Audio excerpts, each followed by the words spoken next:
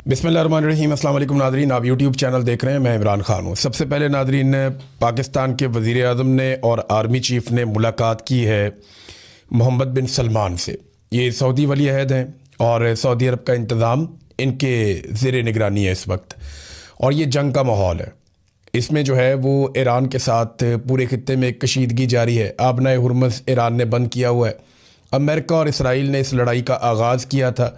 अरब ममालिक ने इसकी मुखालफत की थी, लेकिन जवाब में ईरान ने अरब ममालिक में मौजूद अमेरिकन एसेट्स के ऊपर अटैक कर दिया, जिससे अरब ममालिक को भी नुकसान हुआ और अमेरिका को तो बहुत भारी नुकसान हुआ, उसकी क्रेडिबिलिटी भी गई। अब ऐसी सूरत हाल में सऊदी अरब के साथ पाकिस्तान का एक दिफाई मुआहदा है, और ये मुआहदा पाकिस्तान की उस हुकूमत ने किया जिसके पास अवाम का मैंडेट नहीं है, और ना ही इस मुआहदे से पहले पार्लियामेंट को एतमाद में लिया गया। यानी अवामी नुमाइंदों के साथ कोई डिस्कशन नहीं हुई और कोई फ़ैसले नहीं हुए। ये यकतरफ़ा तौर पे आसिम मुनीर और शहबाज शरीफ साहब ने फ़ैसला कर लिया। अब सऊदी अरब के साथ पाकिस्तानियों के शानदार ताल्लुकात हैं। पाकिस्तानी सऊदी अरब से बहुत प्यार करते हैं, लेकिन पाकिस्तानी ईरान से भी प्यार करते हैं, और पाकिस्तानी इन दोनों के बीच में लड़ाई चाहते ही नहीं है। अब जो तासुर बन रहा है, इससे पहले कि मैं आपको वो बताऊँ, पहले ये देख लें कि जो खबर चलवाई गई पाकिस्तान के मीडिया पर और जानबूझकर खबर चलवाई गई, वो खबर क्या है। यानी जिस तरीके से इस खबर को पोर्ट्रे किया गया वो ज़्यादा इम्पॉर्टेंट है। यानी ये जो सिक्योरिटी ज़राए हैं या पाकिस्तान की एस्टेब्लिशमेंट है, उन्होंने कुछ तस्वीर को लेकर कुछ खबर जारी की है मीडिया को कि आप इसको फैलाएं सोशल मीडिया पे और मीडिया पे, कि आसिम मुनीर साहब वहाँ क्या कर रहे थे। शहबाज शरीफ तो ना 3 में ना 13 में। तो शहबाज शरीफ मोहम्मद बिन सलमान के साथ बैठे थे। आसिम मुनीर को लंबे अरसे के बाद मोहम्मद बिन सलमान से मिलने का मौका मिल गया। तो जो टॉप ब्रेकिंग चलाई जा रही है वो ये है कि वज़ीर आज़म पाकिस्तान और फील्ड मार्शल सैयद आसिम मुनीर और चीफ ऑफ डिफेंस फोर्सेस भी वही हैं, फील्ड मार्शल भी वही हैं, सऊदी वली अहद से उनकी मुलाकात हुई है। और ये जो गुज़िश्ता रोज़ मुलाकात हुई है, इसके हवाले से कुछ तस्वीर जारी की गई हैं। फील्ड मार्शल आसिम मुनीर को अफवाज पाकिस्तान के कॉम्बैट ड्रेस, यानी जो लिबास उन्होंने ज़ेब तन किया हुआ था वो जंगी लिबास है, उसमें देखा गया, जो इंतहाई गैर मामूली अहमियत का हामिल है। ये जुमले याद रखिएगा, ये फ़ौज के बनाए हुए जुमले हैं, क्योंकि मैं उनके सिस्टम को समझता हूँ। अब बेशुमार प्रेस रिलीज आती थी तो ये उस तरह का है। इसका ये जो सहाफ़ी जो लोग ये ट्वीट कर रहे हैं, ये उनकी काबिलियत नहीं है या उनका अंदाज भी नहीं है। तो उसमें यह कि अमूमी तौर पर बैरूनी दौरों के दौरान सिपा सालार जो है वो सेरेमोनियल लिबास ज़ेब तन करते हैं, यानी जो अमूमी एक लिबास होता है वो पहनते हैं। लेकिन इस मुलाकात के दौरान सिपा सालार ने कॉम्बैट ड्रेस में उनका मौजूद होना पाकिस्तान की अपने दरीना बरादर मुल्क सऊदी अरब के साथ मुकम्मल यकजहती का इजहार है, और दिफाई मुआहदे के तनाजुर में सऊदी अरब के दिफा के लिए कोई दकीका फरोगुजाश्त नहीं करेगा, यानी कोई कसर नहीं छोड़ेंगे। सऊदी अरब का दिफा हम करेंगे। Pakistan is ready. ये जो लिबास पहना आर्मी चीफ ने, ये उससे मतलब लिया जा रहा है, बल्कि मतलब बताया जा रहा है। ये सऊदी अरब के अंदर आर्मी चीफ ने जो लिबास पहना, इसके ऊपर मीडिया ने बात नहीं की, इसके ऊपर हमने बात नहीं की, इसके ऊपर किसी ने बात नहीं की। इसके ऊपर पाकिस्तान की सिक्योरिटी फोर्सेस ने कहा, ज़राए के हवाले से उन्होंने ये खबर पहुंचाई हर तरफ कि आप इस लिबास को डिस्कस करें और ये बताएं सबको कि हम जंग के लिए तैयार हैं और ये लिबास इसलिए पहना है। अब सवाल ये पैदा होता है कि पाकिस्तान सऊदी अरब की तरफ से जंग लड़ेगा, ये तो जंगी तैयारी था, वी आर रेडी लिखा हुआ आ गया, तो किसके साथ लड़ेगा? क्या पाकिस्तान इसराइल के साथ एक लड़ाई लड़ने जा रहा है, या पाकिस्तान ईरान के साथ एक लड़ाई लड़ने जा रहा है? सबसे बड़ा सवाल तो ये है ना। सऊदी अरब को इस वक्त जो प्रॉब्लम हो सकता है, अमेरिका के साथ तो नहीं है। उनको अमेरिकन को तो उन्होंने अड्डे दिए हुए थे। ना सऊदी अरब की लड़ाई यूएई के साथ हो रही है, ना फ्रांस के साथ हो रही है, ना इंडिया के साथ हो रही है, ना अफगानिस्तान के साथ हो रही है। सऊदी अरब इनमें से किसी से नहीं लड़ रहा। सऊदी अरब का इस वक्त जो मसला है, एक तो इसराइल के साथ है और दूसरा मसला उनका ईरान के साथ है। तो पाकिस्तान इन दोनों में से किसके साथ लड़ने जा रहा है? इसराइल के साथ तो पाकिस्तान वर्किंग रिलेशन बना चुका है बोर्ड ऑफ पीस में, और इस वक्त ऐसा दिखाई नहीं देता कि पाकिस्तान इसराइल के साथ लड़ने जा रहा है, क्योंकि अगर पाकिस्तान इसराइल के साथ लड़ने जाएगा तो फिर अमेरिका के साथ भी लड़ना पड़ेगा। अमेरिका इसराइल को प्रोटेक्ट करेगा। डोनाल्ड ट्रंप कई मरतबा कह चुके हैं कि वो इसराइल को हर हाल में तहफ़्फ़ुज़ फराहम करेंगे। तो ये तो खाना खाली हो गया कि पाकिस्तान इसराइल के साथ लड़ने जा रहा है। तो फिर क्या पाकिस्तान ईरान के साथ लड़ेगा? लड़ेगा तो कैसे लड़ेगा? दो चीज़ें हो सकती हैं ना, या तो एक डेटरेंस कायम की जाएगी कि जनाब हम यहाँ पे आ गए अब सऊदी अरब पे किसी ने अगर बम मारा तो हम उसका जवाब देंगे, या तो ये एक डेटरेंस कायम की जाएगी, जनाब हम यहाँ पे आ गए हैं, आप नए हुरमस को हम खुलवाएंगे, हमारी बैरिया भी आ गई है, हमारी एयरफोर्स भी आ गई है। तो ये तो ईरान के साथ बराह रास्त जंग में जाने वाली बात है, या वो जंग जो अमेरिका दूर से आकर या इसराइल इस खित्ते में बैठकर ईरान से नहीं जीत पाया, उसमें उनको दोनों को सपोर्ट मिल सकती है अगर पाकिस्तान इसमें उतर गया तो। देखिए, अरब ममालिक जंग नहीं चाहते, अरब ममालिक जंग के लिए डिज़ाइन ही नहीं हुए, उनके डेवलपमेंट के मॉडल्स कुछ और हैं, मैं पहले ही आपको बता चुका हूं। जंग जो है वो इसराइल को और अमेरिका को सूट करती है। ईरान इस वक्त जंगबंदी करना नहीं चाह रहा क्योंकि इसराइल और अमेरिका को वो पूरा पड़ गया इस रीजन के अंदर, उसने उन्हें काफ़ी नुकसान पहुंचाया। कोई 40-45 वेव तो उन्होंने अभी तक मार दी हैं ड्रोन्स की और मिसाइलों की, ये 10-12 दिन के अंदर अंदर। ईरान ने बड़े लीथल किस्म के अटैक किए हैं और अमेरिका ने बड़ी कोशिश की है जंगबंदी की है। ये बात मैं मिलिट्री एस्टेब्लिशमेंट को कह रहा हूं, जितनी जल्दी इनको समझ आएगी उतना पाकिस्तान का भला हो जाएगा और उतना ही पाकिस्तान के लिए मामला बेहतर रहेगा। नाज़रीन, राणा सनाउल्लाह साहब ने अपनी इत्तेहादी जमात पाकिस्तान पीपल्स पार्टी पे एक इल्ज़ाम लगाया था। उन्होंने कहा जी ये लगभग 3000 अरब रुपया ये लूट के गल्फ ममालिक में ले गए, पीपल्स पार्टी पे उन्होंने इल्ज़ाम लगाया। तो हमारे एक जर्नलिस्ट हैं दोस्त शहजाद इकबाल साहब, उन्होंने सवाल कर लिया राणा सनाउल्लाह साहब से। उन्होंने पूछा जनाब कि आपने कहा था कि 3000 अरब ये ले गए लूट के, तो इसकी तफसीलात क्या है? राणा साहब नाराज़ हो गए, उन्होंने कहा जी आपको यकीन नहीं पहुंचता सवाल करने का, यानी हम जिस पे मर्जी इल्ज़ाम लगाएं आप सवाल भी नहीं कर सकते। देखिए, पब्लिक का पैसा चोरी हुआ ना, 3000 अरब जो चोरी होकर गया वो राणा सनाउल्लाह की जेब से या नवाज शरीफ की जेब से तो नहीं गया। जो वो कहते हैं जी हमारा पैसा गया, आपको क्या लगे, नहीं, ये कौम का पैसा चोरी होकर गया। और जो मीडिया काम करता है वो लोग देखते हैं ना, उसको सुनते हैं, तो मीडिया ने तो वो खबर पे काम करना है। जब 3000 अरब चला गया तो मीडिया तो पूछेगा जनाब आप कह रहे हैं चला गया, कहाँ चला गया, कौन ले गया और कैसे वापस आएगा, ये सवाल तो मीडिया को करने हैं। तो राणा साहब कहते हैं नहीं जी इससे पीएमएलएन और पीपल्स पार्टी की लड़ाई हो जाएगी, यानी इससे बदएतमादी, यानी आप पीठ पीछे एक दूसरे को जो मर्जी स्टेटमेंट देते रहे, आपके स्टेटमेंट के ऊपर आपसे सवाल भी ना किया जाए। मुझे एक वाकया याद आ गया, ये राणा सनाउल्लाह की ना पुरानी आदत है, मैं बताता हूं कैसे। ये बात है उस वक्त की जब शहबाज शरीफ पहली मरतबा वापस आने के बाद वजीर आला बना पंजाब का और पीपल्स पार्टी की हुकूमत हुआ करती थी। पंजाब में यंग डॉक्टर्स ने एहतजाज शुरू कर दिया, इनका एहतजाज बहुत ज़्यादा वसी हो गया। उस एहतजाज के नतीजे में इमरजेंसी भी बंद हो गई और आउटडोर भी बंद हो गया, कुछ मरीजों का इंतकाल हो गया। हुकूमत ने डॉक्टरों के ऊपर पर्चे देना शुरू कर दिए कि जो मरीज मरे हैं इसके लिए जिम्मेदार डॉक्टर्स हैं। फिर कुछ दिन गुजरे, डॉक्टरों की और हुकूमत की सुलह हो गई। जब ये डॉक्टर और हुकूमत इकट्ठे बैठे हुए थे तो हम मीडिया वालों ने वहां पे सवाल पूछा कि जनाब जो मरीज मर गए थे आप लोगों की लड़ाई में, अब उसके लिए जिम्मेदार कौन है?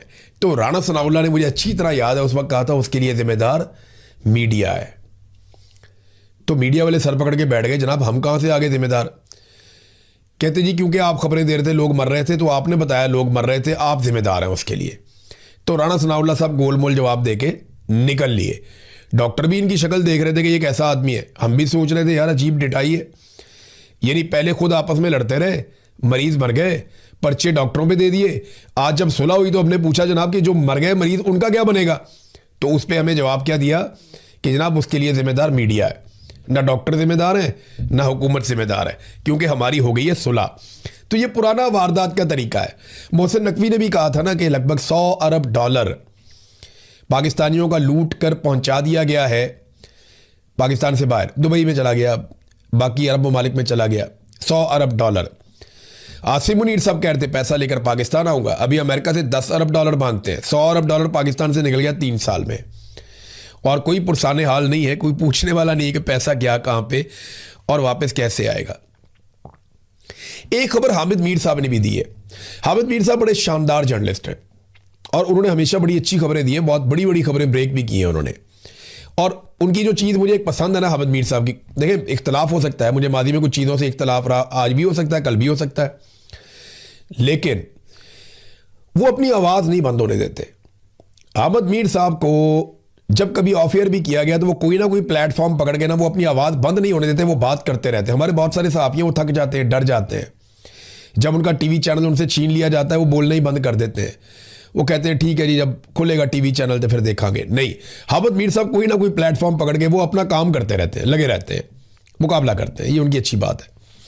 मीर साहब ने खबर दी है जी कि अब 28वीं आईनी तरमीम भी आ रही है, 29वीं भी, 30वीं भी, 31वीं भी, 32वीं भी, ये वज़ीर आज़म की टेबल पे पड़ी हुई है सारी। और एक बड़ा मेगा स्ट्रक्चर है जो आइन के साथ किया जाना है, एक बहुत बड़ा नया स्ट्रक्चर है, डिज़ाइन एक किया हुआ है पूरा, और उसको करने के लिए सारी तरामीम एक एक करके पास की जाएंगी।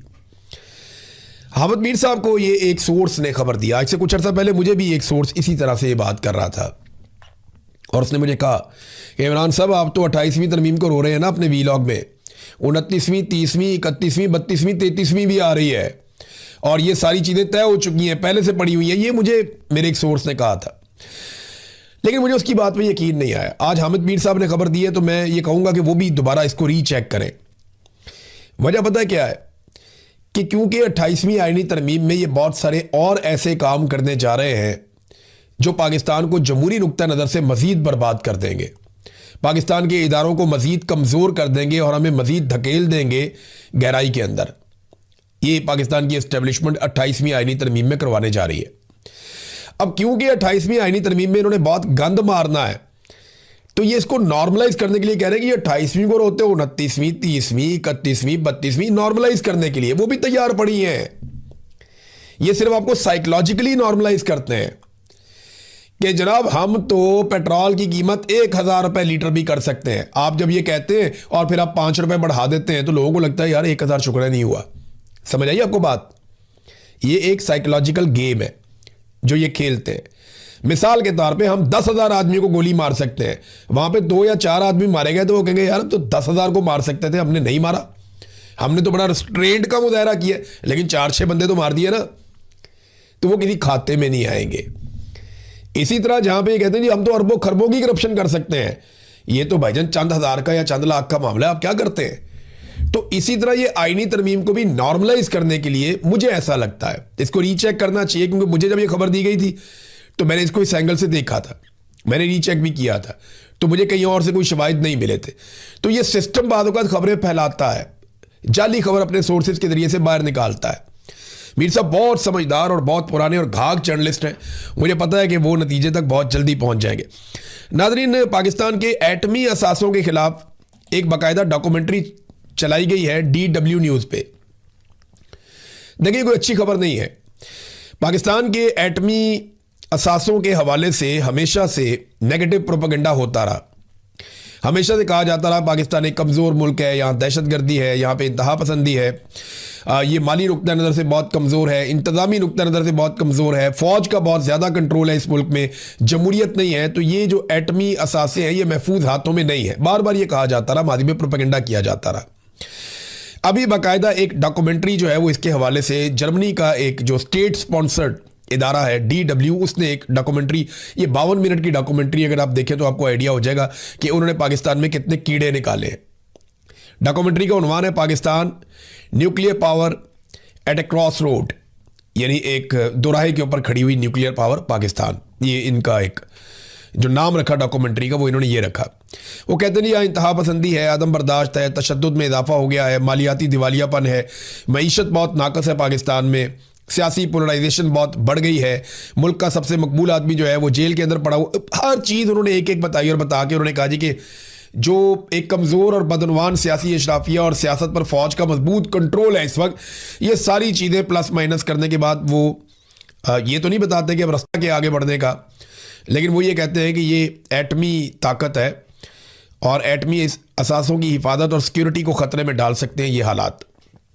ये सवाल उन्होंने छोड़ा, तो ये एक मरतबा फिर पाकिस्तान के खिलाफ प्रोपेगेंडा। और देखिए जब आप इस किस्म के हालात पैदा करते हैं ना, जब आप जुल्म और बर्बरियत करते हैं, जब आप मईशत को तबाह बर्बाद कर देते हैं, जब आप दहशतगर्दी को स्पॉन्सर करते हैं कि आने दो दहशतगर्दों को, कोई बात नहीं, और फिर वो आपके हाथ से निकल जाते हैं, जब आप इस किस्म के तजुर्बे करते हैं, इंसानी हकूक़ की बदतरीन पामालियाँ करते हैं, तो फिर दुनिया आपको शक की नज़र से ही देखती है। फिर आप दुनिया को मौका देते हैं कि वो आपके ऊपर उंगली उठाए। दुनिया तो हम पे पहले भी उंगलियां उठाती थी, बिला वजह भी उठाती थी, अब आप उन्हें उंगलियां उठाने के लिए वजह भी फराहम कर रहे हैं, जो बड़ा अनफॉर्चुनेट है।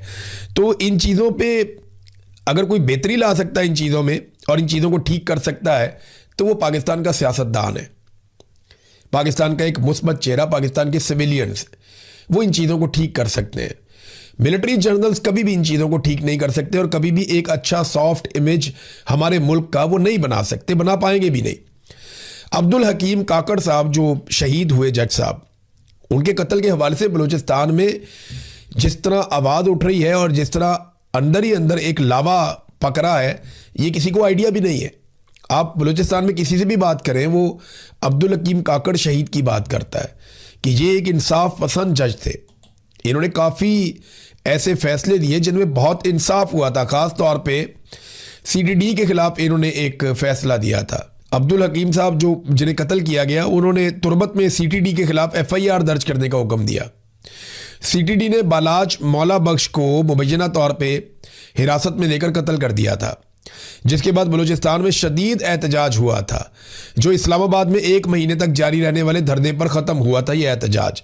और इसी केस में जज अब्दुल हकीम ने जो फैसला लिखा था, वो ये मेरे सामने पड़ा हुआ है।